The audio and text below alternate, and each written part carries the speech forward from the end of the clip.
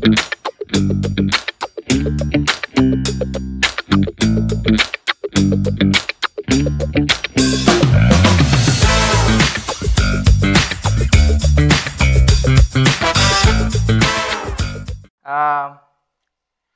may I invite everyone to pray.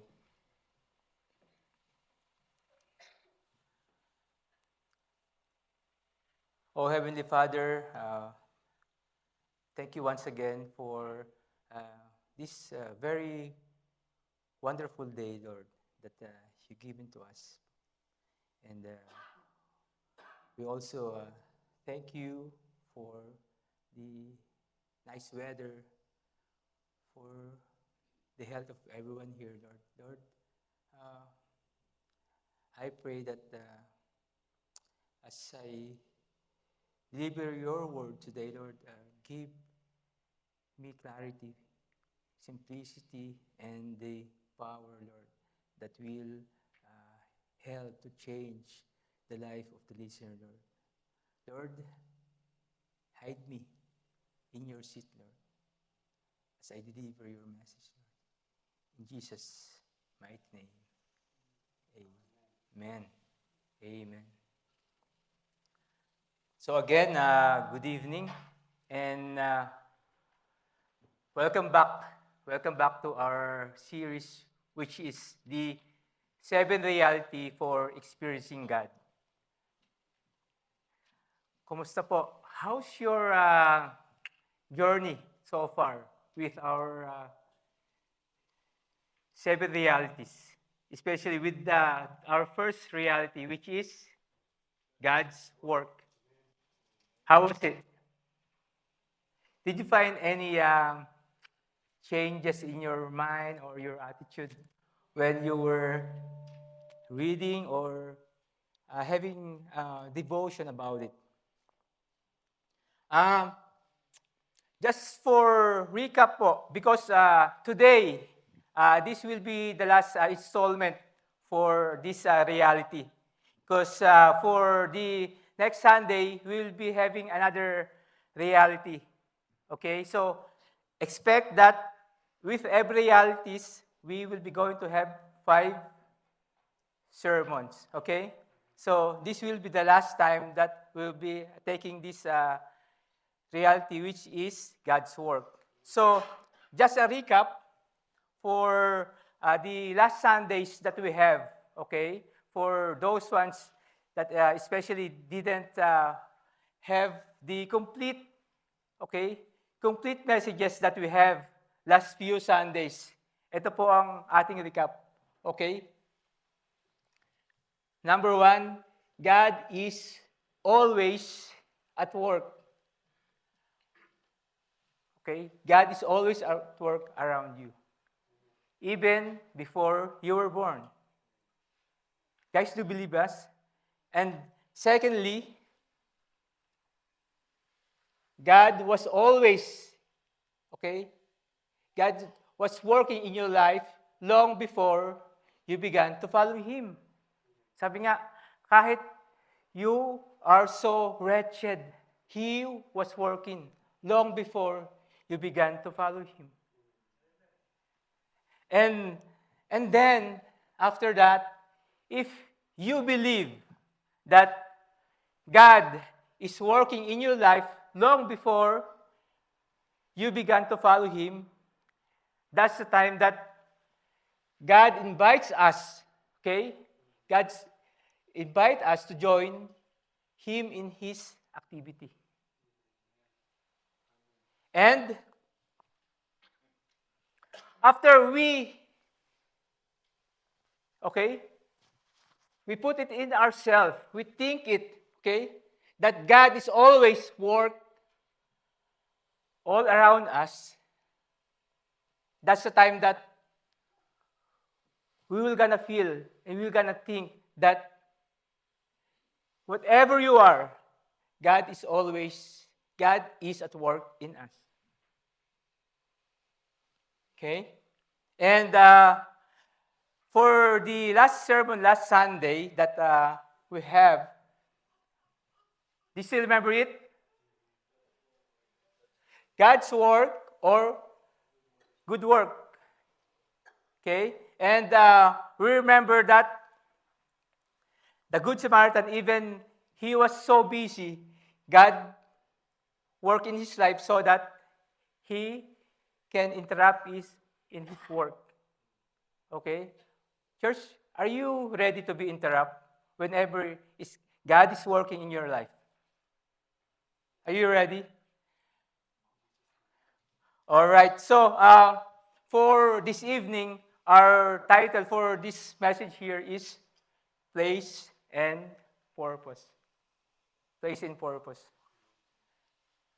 Church, would you believe that this place here in Punoka, okay, right now, this is the precise place that God put you so that He can use you for His purpose. Okay? This place. Maybe lots of you will be, sometimes you're just wondering, why Punoka? Why is it in Punoka? Usually, lots of people always going to Calgary, Edmonton, okay, or Toronto. But right now, God put you in this place, here in Punoka. Okay? So, church, for this evening, our text will be found in Philippians 1 verse 12. And it says in this passage, "Now, I want you to know, brothers and sisters, that what has happened to me has always served to advance the gospel." Okay? Church, this is a time when Paul was in prison. Okay? This is the background for this. And he was in house arrest in Rome. And probably this was around 62 AD. And if you are going to put yourself, okay, why on prison? Maybe you're gonna have a different perspective about your life. You're gonna say, why am I here? You're gonna say that, why me? But I want you to look for Paul's perspective. Why this is his kind of perspective, that even though he was in prison, okay, even though he was suffering, he's always actually want to serve to advance the gospel. Okay? There are 3 points that I wanted to share today. Okay? Number 1, it is not about you. It is not about you. You know what? Church, Paul is aware that even in prison, his life is in danger. And it's not a coincidence that God put Paul in that prison, because God wants him to advance the gospel. Church, if you're going to think about this, maybe every one of us right now, I know everyone has different situation right now in your life. Okay? Sometimes they are sick. Sometimes you're going to be laid off in your work. Okay? Or maybe sometimes you're going to be promoted. But the thing is, it's not all about you. When Paul was in so many circumstances, especially in jail, what he does is he immediately look on how his imprisonment could bring God's salvation to others. Paul has lots of experiences in his time when he started serving the Lord, when he had lots of sufferings. But if you could see, even in shipwreck, he's still wanting to share the Word of God. Kahit napaalon siya sa tubig, even though he was hungry, all he is thinking is, how can I share the Word of God? Okay? And even when Paul is in criminal proceedings in front of the king, ganun pa rin, he is thinking about sharing the Word of God. Church, you see, what kind of perspective does Paul has? If going back to the time before Paul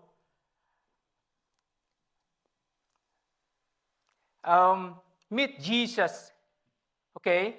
If we're going back to the time when he met Jesus, what kind of man is Paul? What kind of person he is? Okay? He's always chasing those Christians. He's persecuting them. Okay? And then, what happened? Okay? When he met Jesus, he saw a light that humbled him. And most of the times, sometimes we are thinking about, how can I serve God? Okay? And then, the thing is, sometimes we are thinking about it, but before you could serve God, you need to humble yourself first and receive Him. Church, I know sometimes we are so eager to serve the Lord, but we need to check ourselves first before serving Him. It's never been all about us. It's about Him. Okay? And the thing is, how about you, church? Do you have the kind of perspective like Paul's perspective?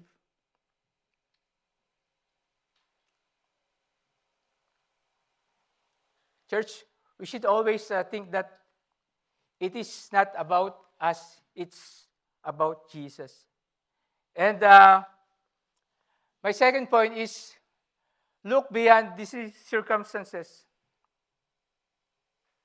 We often encounter lots of situations in our life.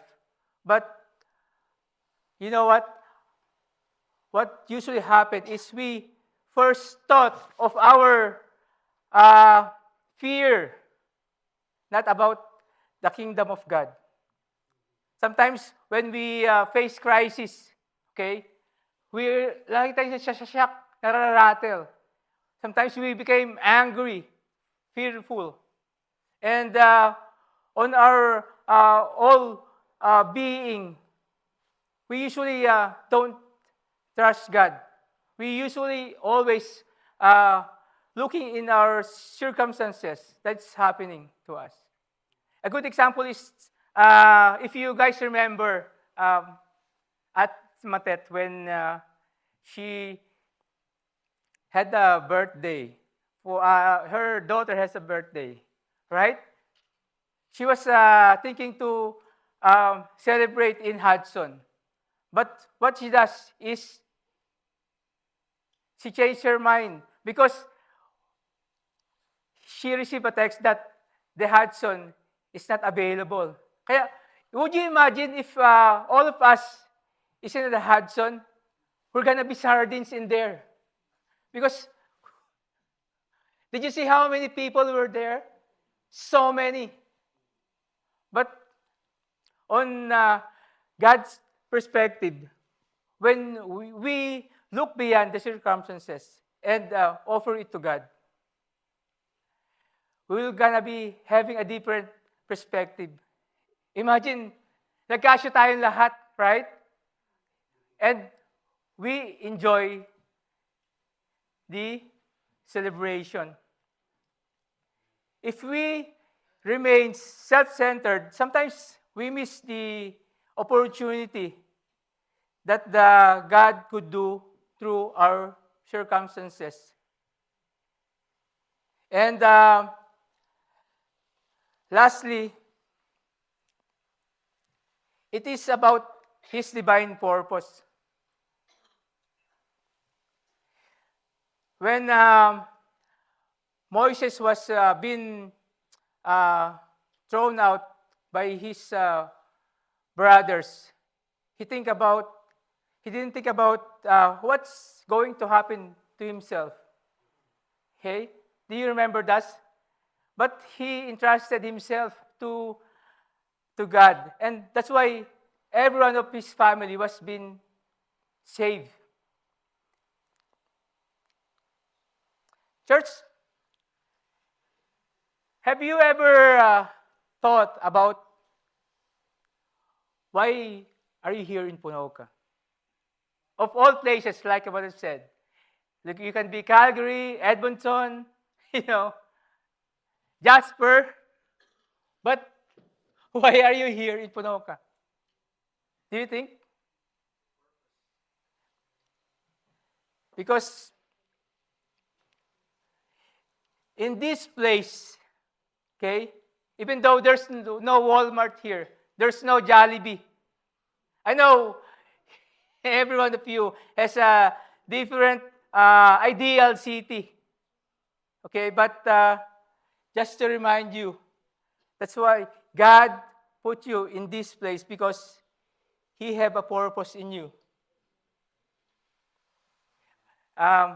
Richard Blackaby says, He placed you precisely whenever you are for a purpose. He placed you precisely whenever you are for a purpose. Church, have you ever wondered that, again, why are you here?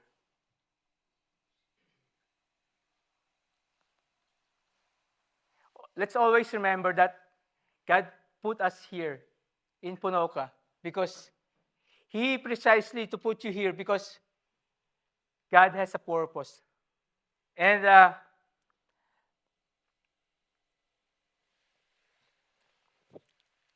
in Isaiah 55, verse 9 says, as the heavens are higher than the earth, so are my ways higher than your ways, and my thoughts are higher than your thoughts. If you truly believe in this, just like Paul, you won't have any problem following the Lord. And church, this is very challenging. For our power thoughts, He is doing something in you or through you for His purpose. He is doing something in you or through you for His purpose. God bless us all.